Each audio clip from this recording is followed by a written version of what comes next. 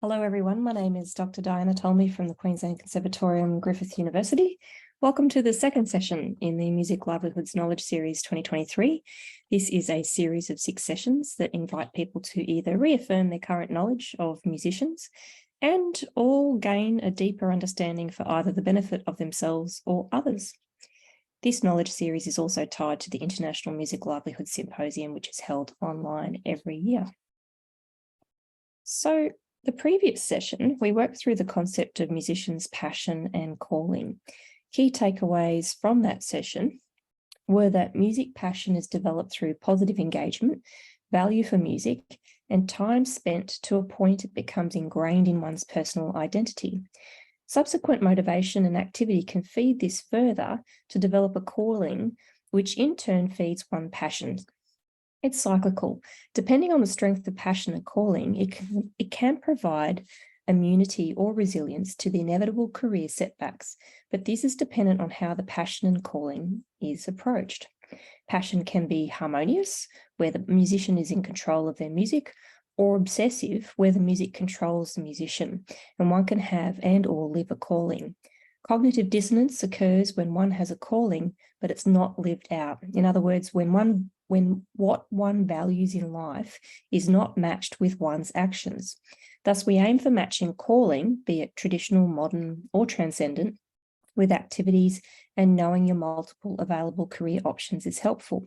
We finished the session discussing the calling contagion, where one's passion and calling can infect or affect, either positively or negatively, those we work with. Plus, a calling for a vocation that resides in a particular competitive field can create what we call a career tunnel vision.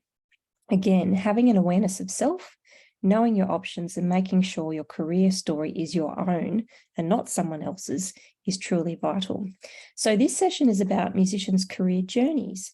Is it luck or overnight success? Meeting that one famous person that opens all the doors, or the slow grind of hard work that finally pays off? We will be discussing the many career theories that apply to the diversity of musicians' lives and ways of being. So I'd like to share an abbreviated story of Eric Dolphy, a jazz woodwind specialist who lived and worked in the 50s and 60s. Born and raised in Los Angeles, California, he began private clarinet and saxophone from age 6. In addition, he studied oboe in high school and for a little while aspired for a professional symphonic career. Like now, double reed instruments in conservatoires were the equivalent of gold, and he was offered a 2-year scholarship from University of Southern California to study, which he declined. His parents, who had immigrated from Panama, were musical, and in addition to all of his activities, Dolphy co-directed a youth choir run through their church. He chose to attend Los Angeles City College as he was able to learn and perform classical and jazz music.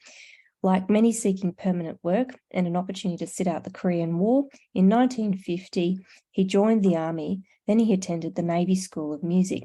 He left when the Korean War ended and became a freelance jazz musician and recording artist. His big break was working in Chico Hamilton's quintet in 1958, touring for 2 years. His musical network grew from strength to strength through connections via the same teachers and gigs. He ended up working with famous musicians such as Charlie Mingus, John Coltrane, Booker Little, Ornette Coleman, Gunter Schuller, Herbie Hancock, and many more. His influences and musical interests remain diverse, ranging from jazz, bebop, third stream, and 21st century contemporary classical. Unfortunately, he died aged 36 in Berlin while on tour after falling into what we now know as a misdiagnosed diabetic coma. His use of the bass clarinet in jazz was very novel at the time, and because of this and his recordings with very famous musicians, his legacy lives on. So a question that we can basically ask ourselves is, what are your thoughts, opinions, observations about Eric Dolphy's story? Does anything at all come to mind?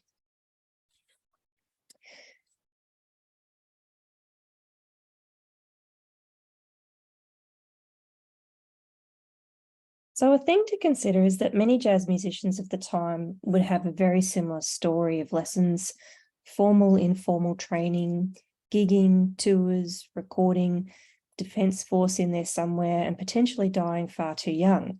But if we took a little closer look, we can analyse it a little further and see someone who utilised their strengths and capitalised on their opportunities, be it consciously or subconsciously.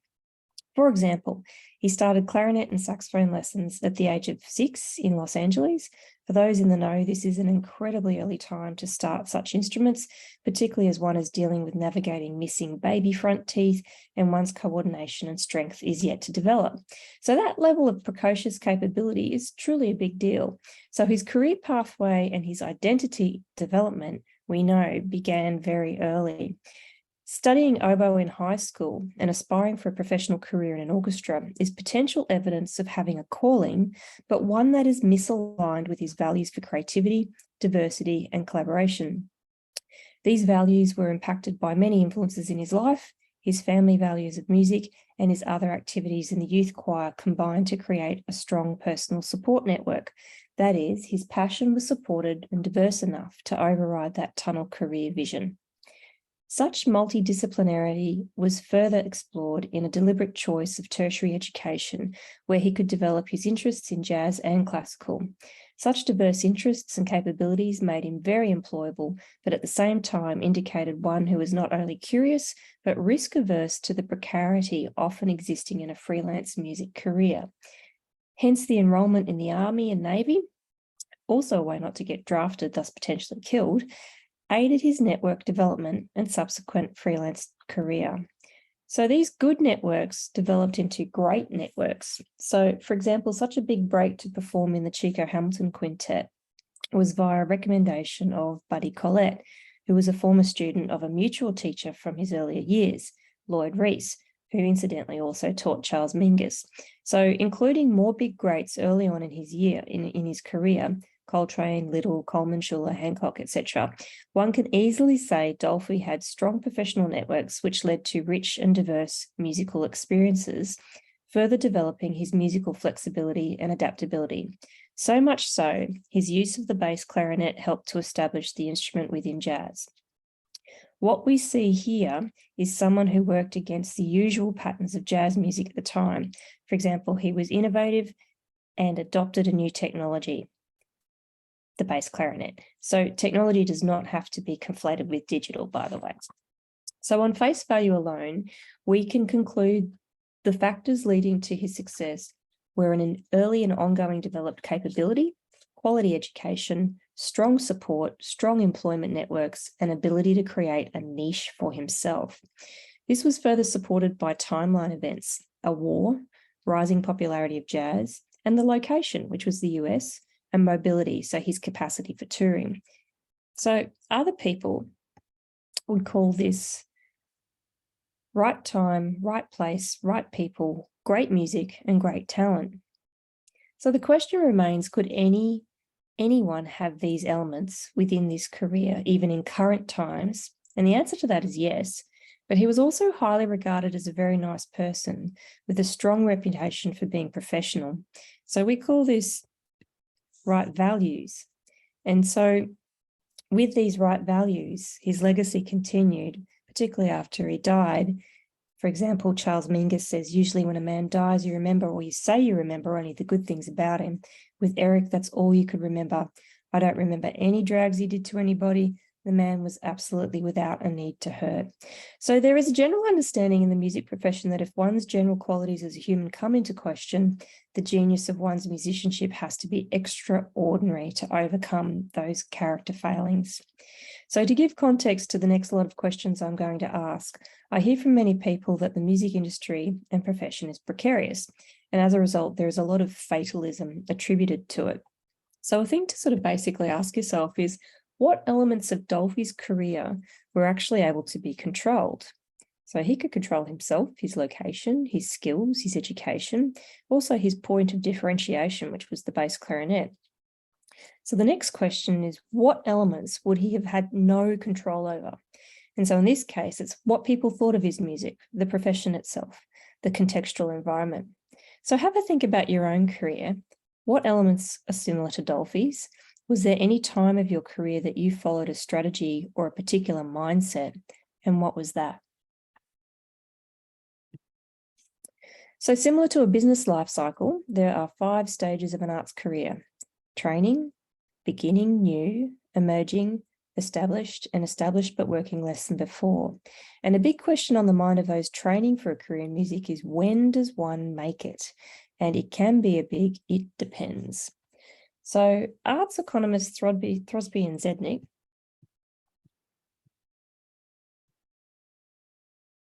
were able to give qualitative parameters around when one most likely becomes established, the most common being when someone achieves something that is high profile and outward facing. However, the completion of formal training was least likely to represent one's establishment. They further recognized that one's self-efficacy or confidence in themselves dictated their responses, and subsequently the age at which this occurs vastly differs from one participant pool to the next.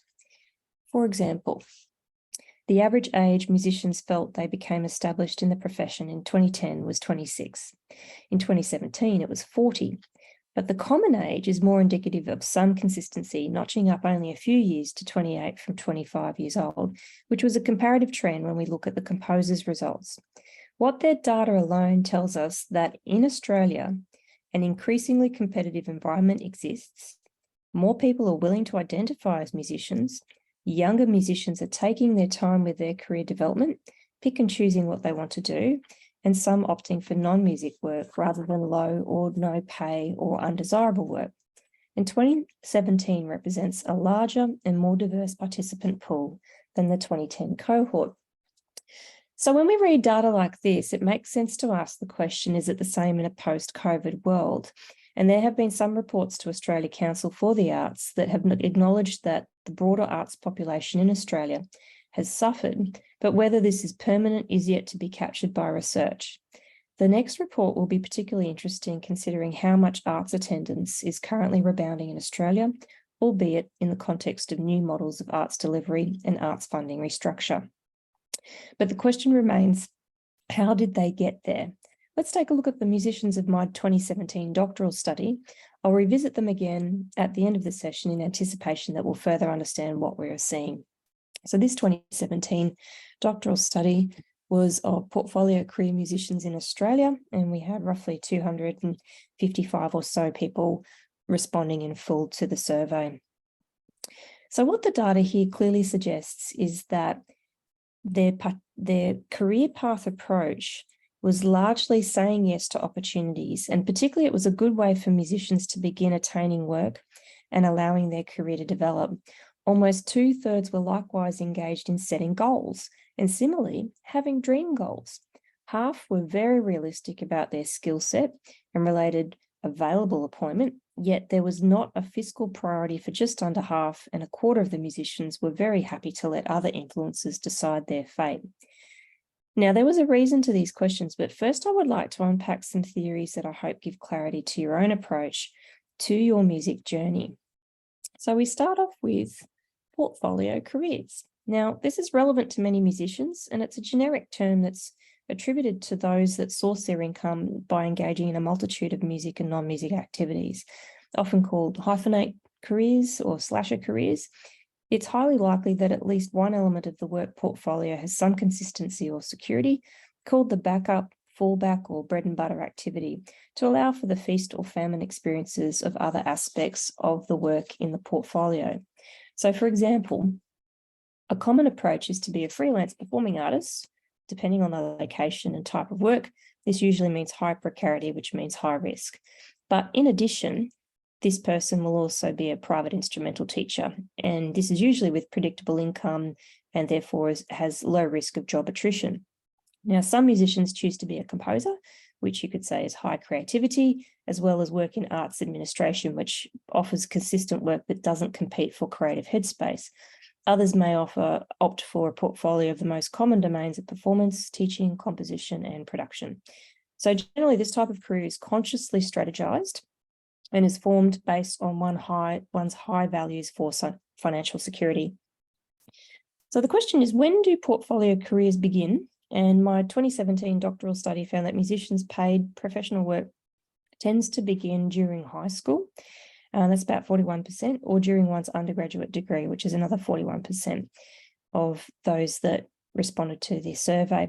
And then additional skills, experiences, and domains of work tend to snowball as one has new experiences and develops their network. In my own study, identities ranged from 0, so these people were retired, to people adopting at least 7 roles, with an average of 2.49 career identities for the survey group. Surveyed musicians suggested that they experienced 2.84 domains of music employment, that is 2 to 3, but more likely 3 domains of music employment. So a portfolio of performing and teaching was the prevailing career description. And you can see the numbers here. Clearly, only 4 people identified as having 7 career identities, and the most common was those having about 2.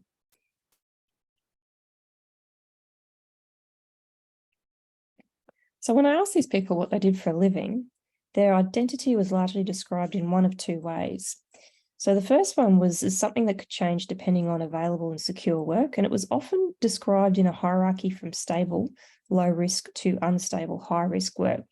For example, I'm a classroom music teacher and freelance singer. And the second way that they described it was the predominance of the activity. So for example, saying something to the effect of, this week, I am a touring pop drummer. And what I found was that the portfolio career is founded in a say yes to everything mindset, as one never knows where the opportunity will lead to. But my study revealed that by one's mid-40s, this begins to get very old, as burnout can occur. And many of the established musicians suggested they would strategically consider what they said yes to, as well as start seeking more permanent roles within their portfolio. Factors that contributed to this shift in outlook were aging and ageism, sexism, and adopting a more future-focused, so-called responsible, rather than a now or hedonistic outlook. Plus, they experienced increased responsibilities and obligations such as family, which affected their decision-making. So at the moment, the portfolio career is one of the more common career journey strategies for Australian musicians. Now I would like to introduce you to some mindsets and career theories that may help you understand or rationalise your own career pathway. Here we have the protean career. This is more of a mindset or attitude as to how one approaches opportunities that occur through one's career. Often it is an unconscious approach, but anecdotally and through a current study on musicians with dual professional careers, it often stems from early childhood experiences and observations of parental approaches to work. To explain, the concept of protean is founded originally in Greek mythology. Proteus was the god of elusive sea change. This suggests the constantly changing nature of the sea or the liquid quality of water. He was a god who could foretell the future, but as the myth is told in many cultures, he would change his shape to avoid doing so and answered only to those who were capable of capturing him. From this story of Proteus comes the adjective protean, meaning versatile, mutable, or capable of assuming many forms. The word protean has positive connotations of flexibility, versatility, and adaptability. So the word yes is a very common word to come out of a protean musician's mouth, even if their skills are not fully developed. Protean musicians will feel very comfortable with, or at least feel brave enough to learn on the job. An example of this is a colleague of mine. He was once asked to write a musical for a major music festival. He'd never written a musical or achieved much composing in his life before, but he said yes. He learnt on the job. Musical was a great success, and thus began a new focus for his career until the next shiny object came along. So these people tend to be optimistic, have a thirst for learning, and good confidence and a very good understanding of what opportunity looks like, in that they can almost predict the future in where a positive outcome will lead to. Helping them with this future focus is a strong connection to community, awareness of art's processes and policies, and an open mind that considers broader environmental influences and impact. So maybe consider your own example of someone who exhibits the protean approach to their music career.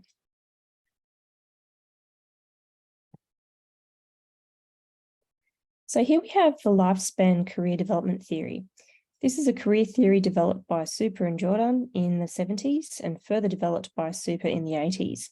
It has a more linear or sequential understanding of career, and in many ways not at all applicable to current times, as it does not capture the gig economy, people working in multiple roles or possessing multiple motivations within their work. However, it is worth discussing, as when I place this up for a look, many people do relate to it, if anything from a psychological perspective. Some aspects I do like about it are the exploration, establishment, and mastery stages, and their descriptors are very relevant with respect to why some do not tend to settle on their career outlook until their mid-20s. And it also rationalises that one's capabilities are likely to be at a peak within one's 40s. This also aligns with the research and study of the brain. Particularly for the male, the brain is not fully developed until the mid-20s. The prefrontal cortex, the area known for decision-making, achieves its final development at the age of 26 in most males. So a way to sort of describe the impact of this is beware marrying your husband prior to the age of 26, as you're more likely to grow apart as their brain actually keeps developing. And the largest population of musicians working in Australia is aged between 45 and 65 years old. Attrition of contract work is attributed to the aforementioned ageism, and also older musicians' networks literally start to die. So we address this more in the Meaningful Music Networks session. So perhaps pause to think of an example of a music career representing lifespan career development theory. Now we turn to the concept of the boundaryless career. This was a term coined by scholars Arthur and Rousseau in 1996. It has similar connotations to the term portfolio career, except they delve deeper into the mindset of those who represent this approach. One is not limited to working for one employer, in one job, in one organisation, or even in one field of expertise, and is responsible for their own progression and training. So to achieve this type of career, one requires high levels of self-motivation, time management, workload management skills, as well as a strong sense of responsibility to achieve all this effectively. People in these careers find that planning their long-term future is hard to do. There is a who knows what's going to happen mindset, even more so now as much of the music industry needs to be flexible and adaptable. Therefore, musicians need certain skills to cope with this uncertainty and fluidity. And like the protein mindset, one needs to see opportunities for what they are and be ready to take full advantage of them. We often see this in people who choose to remain in freelance roles located within one domain, be it composer, arranger, performer, sound and lighting, or DJ, for example. The difference is, in portfolio careers, there's usually a priority of minimising financial risk. The boundaryless concept has more of a chance element to it and is distinctly opposite to those adopting linear careers. So again, this is a career that, if not managed well, can lead to burnout or an unanswered calling, but as last week it identified, one's passion and calling to the work can act as a buffer. Either way, just like a portfolio approach, self-care needs to be a priority, and self-awareness is the key to good decision-making. So perhaps have a little think about an example of someone that you know who exhibits the boundaryless career. Next, I would like to introduce you to the chaos theory of careers that Australian career academics Pryor and Bright introduced in 2011. Essentially, this explains the overnight success stories as well as working within an unpredictable environment. A classic example of this is Brisbane-born singer Maruzia. She had just completed her opera degree at the Queensland Conservatorium, recorded some demos and placed them on her website. Her aunt in the Netherlands took it upon herself to email a man she did not know that her niece was an excellent singer and he should listen to her. In the email, she included the web link. She hit send and thought nothing more of it. The man received the email, listened to the demo, and rang up and flew her over to Holland for an audition within 3 days of receiving the email. He then offered her a contract to appear as a featured singer with him on all of his tours. This man was Andre Rieu. The work she did with him then opened many doors to new and exciting experiences and appearances. It was a dream come true. So at the core of this represents chaos theory of careers, in that small changes or unexpected events or occurrences can actually have really big and unpredictable effects. So the question here is, in this case, what was the primary unexpected event? Well, no one knew that the aunt was going to send the email, but she did. Another thing to think about is this story ended well, but what could have contributed to a not so happy ending? Perhaps Marisia had a bad demo. Maybe her website was unnavigable. Maybe she responded with an unprofessional email, or maybe what the aunt wrote could have been likewise quite unprofessional as well. Maybe Andre Rieu could have easily ignored the email if he wanted to. Maybe Marisia could have been not brave enough to audition. Maybe she could have offered a bad audition or exhibited a lack of professionalism, or there could have been a character conflict. So there were many things that the story could not have ended well, but Marisia was prepared. So Bright and Pryor's career advice is to manage what you can manage. In this case, Marisia was well set up with demo recordings and a website, and she was literally prepared for success. They also say prepare for what you can't manage. And so, in other words, read the terrain. What are the challenges in the professional industry that you will have to consider, either avoid or maybe even capitalize on? What threats produced by the broader environment impact you and your career? So prepare for what you can't manage, be aware, but also learn to accept what is unavoidable. In Marisia's case, a stratospheric rise to success, which led to a dramatic shift in musical identity, and she needed to adapt as well. So new country, new lifestyle, new language, and new job. So for some, it could be a nothing ventured, nothing gained mindset. If it doesn't work out, accept and move on. So a really good example of something like this, and these words of advice, which would have been really amazing, would have been the recent experience we had with COVID. So really closely related to the chaos theory of careers is something called planned happenstance learning theory by Krumboltz and Levin. And effectively, they posit that human behaviour is the product of countless numbers of learning experiences made available by both planned and unplanned situations in which individuals find themselves. The learning outcomes include skills, interests, knowledge, beliefs, preferences, sensitivities, emotions, and future actions. So the best way to describe this is planned, deciding what to do and putting things in place, which are your goals. Happen, to occur by chance, and these are unforeseen circumstance. Stance is the view of attitude you take, being open and learning from the event and adopting a when one door shuts, another will open mindset. So musicians very much represent this theory. They are notorious lifelong learners and continually refine and upgrade their skills, be it through their portfolio, protean, or boundless approach to their employment. They also are very resilient, and Krumboltz and Levin also rationalise those who adopt a see where life takes you approach, suggest that being undecided about one's career can be reframed as being open-minded.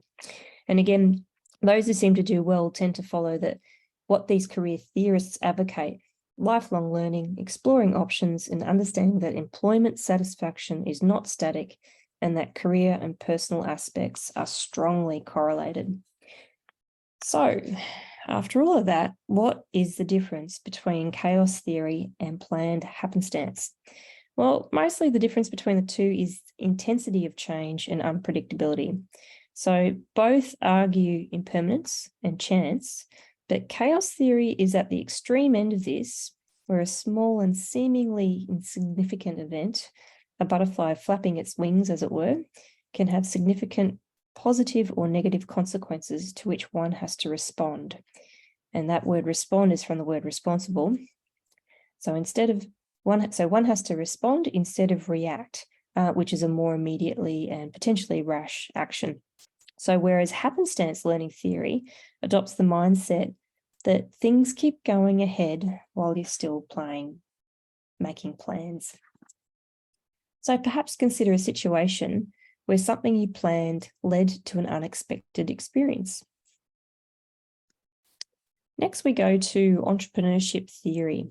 This is a type of approach that some musicians love to work with. The word entrepreneur has origins in French and English, meaning to undertake an enterprise. And fun fact, in the 18th century, it was a word very strongly related to music. So that is, an entrepreneur was a person who ran a musical theatre enterprise. So, as expected, there is an element of risk involved. For music, it can be not just financial, but artistic risk as well as psychological. And what this usually does is attract those who possess what we call high skills of initiative. I worked in a chamber music group with a colleague who exhibited the epitome of arts entrepreneurship, from idea creation to acquittal. He conceived a chamber music and dance show called Desire Lines, where the written music was projected onto the floor of the stage as an animation. The musicians wore specifically designed costumes that matched the dancers, and all performing on stage had to interact with each other. It was really far removed from the conventional chamber music and dance medium at the time, and the music was written by Australian composers and consisted of live and electronic content. So this work was taken up by festivals, toured interstate, and also abroad. It was high risk in many ways. It was supported by grants and international investors. There was lots of energy thrown at this. Did it make much money? Not really. Did it make everyone feel good and feel as though they were contributing to the development of the contemporary music art form? Certainly. Is this for everyone? No.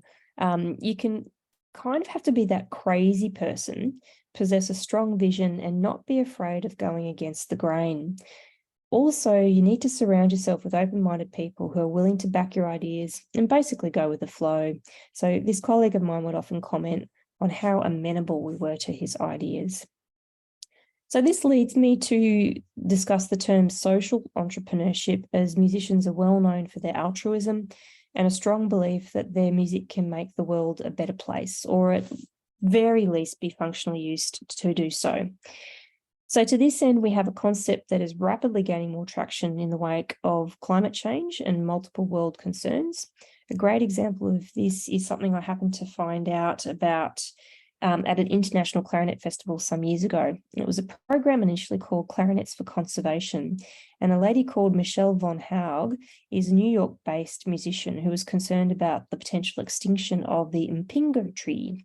And to those not in the know, the impingo tree is also called the grenadilla tree and is the slow-growing blackwood that is used to make clarinets.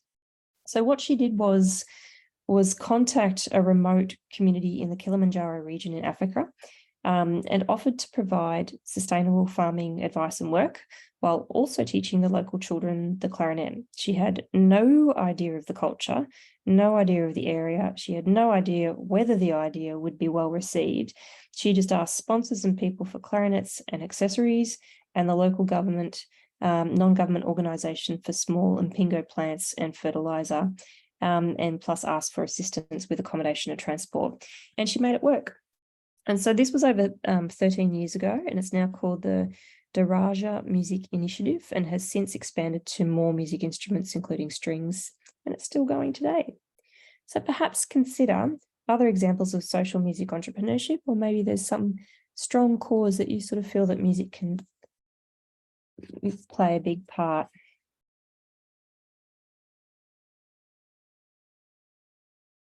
So there's a call within undergraduate training to create more musicians who can adapt these types of skills and experiences.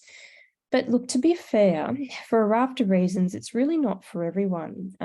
However, these types of experiences do achieve a wealth of transferable skills in other domains of music and non-music professions. The main valuable lesson anyone will learn, and what it teaches us, is if you don't ask, you don't get, which is a strong pillar of the music profession. So the final career method I would like to highlight is the boomerang career. A pretty basic little concept, but it does go back to the heart of what we discussed when I first introduced Eric Dolphy's story, that all of what we aim to achieve is a lot harder if we're not mindful of how our behaviour can affect others. So there's a saying, be nice to people on the way up because you're sure going to need them on the way down. In this sense, we have contract workers who return to work for the same company after a period of absence, and this can happen multiple times. So this is most popular for back-of-house production workers, so those working in sound and lighting, those sound engineers. We have arts administrators who tend to move from one arts institution to the next. These people are very well known for their high interpersonal and intrapersonal skills, and a great example to uphold. So this has been a lot to digest, and we can do a little test as to what theories would each of these apply to. So always say yes to opportunities. So this could be someone who's maybe early in their career and following a portfolio or protean approach. Set attainable goals is included in happenstance and chaos theory. Set large dream goals is for any career really, but particularly those big hairy dream goals are also included into those following an entrepreneurship style career. For those who avoid planning but just want to see where life takes them, that can also be applicable to happenstance and chaos. The fake it till you make it, which we hear a lot, is actually protean. Those people have confidence to learn on the job and adapt their skills and rise to the occasion. The term get a job is when people aspire for a linear career. But when we think about it, what is that really? Because every job has some level of precarity. And then we have this saying, you have to live spherically in many directions, never lose your childish enthusiasm and things will come your way. And this is actually a really lovely one to sort of show that stay excited, keep learning, adopt many roles and domains and areas of the music industry, and you'll be basically following a portfolio approach. The caveat with that is just remember to learn when to say no, because too many spinning plates leads to burnout. So if we take another look at that data of mine, it's no surprise the say yes occurs, because this indicates that portfolio, protean, boundaryless career mindsets, as well as a pragmatic approach to one's career given the nature of the arts in Australia. So saying yes, it kickstarts your career, but it tends to be fundamental to these types. People are still happy to dream, but it's clear there's a large chunk of planning that supports the dream. There does appear to be some abhorrence for a financial focus, but maybe it's more so that the arts is placed in higher priority than the finance. So we can't just assume that the financial focus does not exist. But a big concern is that potential for burnout overall, particularly when saying yes to everything.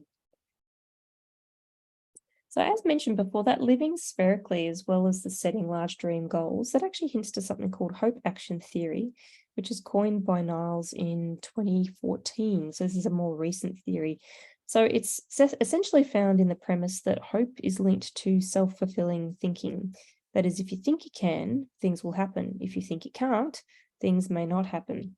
But unlike wishful thinking, there has to be actions to support the hope. So Niles argues that without action-oriented hope, striving for success may make no sense. Planning for the future may feel like a waste of time, and setting goals can seem meaningless. So hope action theory, and especially the inventory, translate these to 7 competencies to be measured. And these serve as the basis for one's planning and career management. So we have hopefulness, the degree of hope you have about your future. Self-reflection, examining your thoughts, beliefs, behaviours and circumstances. Self-clarity, having a clear understanding about yourself in terms of interests, values, skills, motivation, goals, etc. Visioning, brainstorming future possibilities for your career and identifying desired future outcomes. Goal setting and planning, the process of specifying what you want to achieve and identifying specific steps to reach your goals. Implementing, taking action to achieve your goals and adapting, using new information about yourself and your environment to inform your goals and plans. And we discussed this in great detail during the sustainability session. So like the other career theories, nothing happens in a vacuum and the contextual environment needs to be acknowledged. So in the end, Eric Dolphy's career, containing the right time, right place, right people, right values, good music, and great musicianship, is reflected in many of these career theories. The commonality to all of these is how the individual has embraced and responded to their opportunities while capitalising on their strengths.